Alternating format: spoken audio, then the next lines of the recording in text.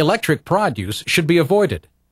Working with the knowledge of cattle behavior, good results can be achieved by driving cattle with alternative aids such as paddles or sticks with plastic bags. If a prod must be used, it should be used only on the upper region of the rump or back, never applied to regions of the head, in front of the shoulder, or the rectal areas. It should merely touch the animal and be immediately removed. Hot shots should always be the last resort.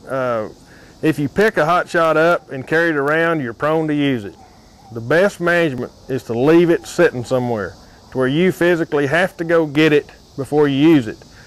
Most of the time when somebody walk off to get the hot shot, the cow will go where they wanted them to go in the first place because they were in the wrong position.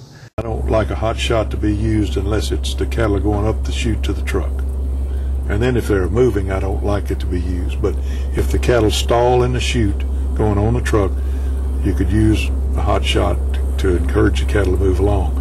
I do not, some people are hot shot crazy, and I don't mind calling them down. If they're hot shotting the cattle out in the pen trying to load them, that's just going to make things worse. I don't like that.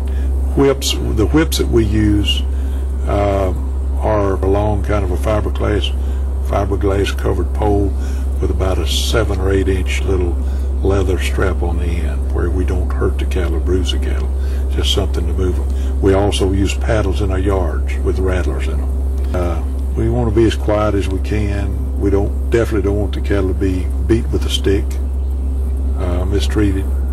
You're just causing more problems. There should be no overt and forceful hitting of cattle. When we talk about using things like paddles or sticks with flags on them, for example, we're talking about using those so that we put them within sight of the animal, and the animal will naturally move away from that particular object when you either shake it or when it's moved gently into their range of vision. Cattle should be safely inside the trailer before the rear gate is closed. And please, don't slam the gate.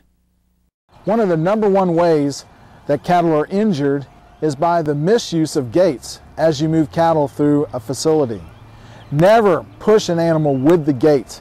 Never swing the gate and hit that animal or close that gate quickly if it's a down close on the back of a truck, for example.